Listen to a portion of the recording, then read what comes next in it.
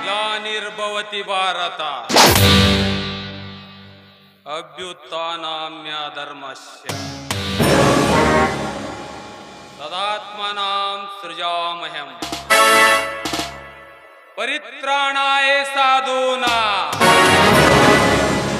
विनाशाय च दुष्प्रथा धर्म संस्थापनार्थाय भवामि युगे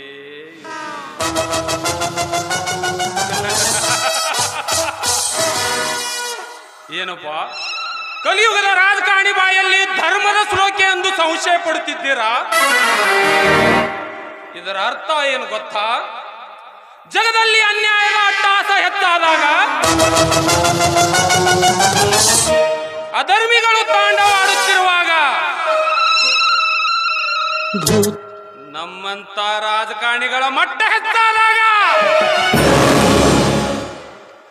ಅದನ್ನು ಮಟ್ಟ ಹಾಕಲು ದೇವರು ಯಾವುದಾದ ರೂಪದಲ್ಲಿ ಹುಟ್ಟಿ ಬರ್ತಾನಂತೆ. ಆದರೆ ಇದು ಕಲಿಯುಗ, ಕರಾಳ ಕಲಿಯುಗ, ತಲೆ ಹಿಡಿಯುವರ ಕಲಿಯುಗ, ತಲೆ ತೆಗೆಯುವರ ಕಲಿಯುಗ, ತಲೆ ಕತ್ತರಿಸುವರ ಕಲಿಯುಗ.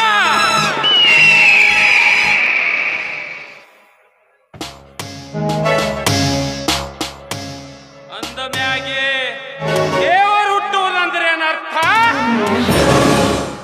ನಮ್ಮಂತ ಖಲನಾಯಕರನ್ನು ಮಟ್ಟ ಹಾಕೋದಂದ್ರೆ ಸಾಧ್ಯನೇ ಇಲ್ಲ. 5 ವರ್ಷಕ್ಕೊಮ್ಮೆ ಚುನಾವಣೆ ಬಂದರೆ ಸಾಕು, ನಿಮ್ಮ ಮನೆಯ ಮುಂದೆ ನಿಂತು ಭೌತಿ ಭಿಕ್ಷಾ ಅಂದೆ ಎಂದು ಭಿಕ್ಷಾ ಬೇಡ್ತೀವಿ. ತಿನ್ನ ಕನ್ನ ಇಲ್ಲಂದಲ್ಲ ಅರ್ಥ. ನೀವು ಹಾಕು ಒಂದೇ ಒಂದು ಓಟಿನ ಆಶೆಗಾಗಿ ಬಣ್ಣ ಬಣ್ಣದ ಮಾತುಗಳನ್ನು ಹೇಳ್ತೀವಿ, ಇಲ್ಲ ಸಲ್ಲದ ಕಥೆಗಳನ್ನು ಕಟ್ತೀವಿ, ತಿನ್ನ ಕನ್ನ ಕುಡ್ತೀವಿ, ಕುಡಿಯ ಕೆಂಡನೂ ಕುಡ್ತೀವಿ. ಪ್ರಸಂಗ ಬಿದ್ರ ಬಲ್ಯಕ್ ಮಕ್ಕಳ ಹೆಣ್ಣು ಕುಡ್ತೀವಿ.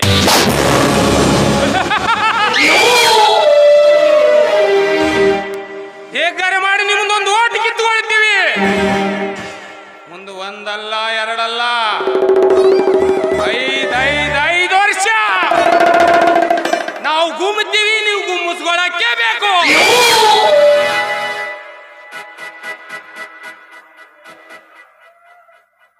ರಾಮಾಯಣದಲ್ಲಿ ರಾವಣ ಖಲನಾಯಕನಾಗಿ, ಮಹಾಭಾರತದಲ್ಲಿ ಶಕುನಿ ಖಲನಾಯಕನಾಗಿದ್ದ. ಆದರೆ ಈ ಕಲಿಯುಗದ ರಾಮಾಪುರದಲ್ಲಿ ಈ ಚಕ್ರವರ್ತಿನೇ ಖಲನಾಯಕನಾಗಿ ಕಂಡ ಕನ್ಯರ ಜೊತೆ ಕಣ್ಣ ಮುಚ್ಚಲ ಆಟವಾಡಿ ಆನಂದ ಸಾಗರದಲ್ಲಿ ಕಾಲ ಕಳೆಯಬೇಕು. ರಂಡೆ ಮುಂಡೆ ರಾಜಕಾರಣದಲ್ಲಿ ಉಂಡು ಮೆರೆದವನೇ ಜಾಣ. ಮುಂಬರುವ ಚುನಾವಣೆಯಲ್ಲಿ ಬಹುಮತದಿಂದ ಆರಿಸಿ ಬಂದು ರಾಜ್ಯದ ಮುಖ್ಯಮಂತ್ರಿಯಾಗಿ ಏಕಚಕ್ರಾಧಿಪತಿಯಾಗಿ ಬೆಳೆಯಬೇಕು. ತಾಪತಿ ಏ ಕಿತಾಪತಿ,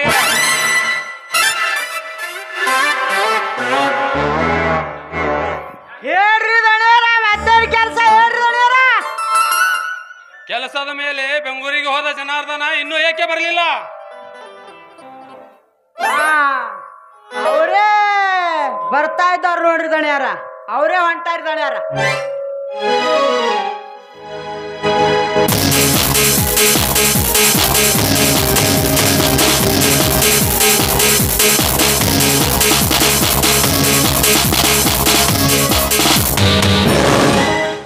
ನಮಸ್ಕಾರ ಸೌಕಾರರೇ. ಬೆಂಗಳೂರಿಗೆ ಹೋದ ಕೆಲಸ ಏನಾಯ್ತು ಜನಾರ್ದನ? ನಮ್ಮ ಕೆಲಸ ಹೊಳೆಯಲ್ಲಿ ಹುಣಚಿನ ಹಣ್ಣು ತೊಳೆದಂತಾಗಿದೆ ಸೌಕಾರರೇ. ಏನು ಹೇಳುತ್ತೀರಿ ಜನಾರ್ದನ? ನಾನು ಈ ಊರಿನ MLA. ನಮ್ಮ ಕೆಲಸಕ್ಕೆ ಅಡ್ಡಿ ಮಾಡುವವರು ಯಾರು? ಈ ಚಕ್ರವರ್ತಿಯನ್ನು ಎದುರಿ ಹಾಕಿಕೊಳ್ಳುವ ಗಂಡನೇ ಗುಂಡಿಗೆ ಯಾರಿಗೆ ಇದೆ? ಈ ರಾಮಾಪುರದಲ್ಲಿ ಪಾತಾಳ ವಿತಾಳ ಲೋಕದಲ್ಲಿ ಅಡಗಿದರೂ ಸರಿ, ಸೆಡ ಮುರಿದು ಕಟ್ಟಿ ಚರ್ಮ ಸುಲಿದು ರಕ್ತ ಕುಡಿದು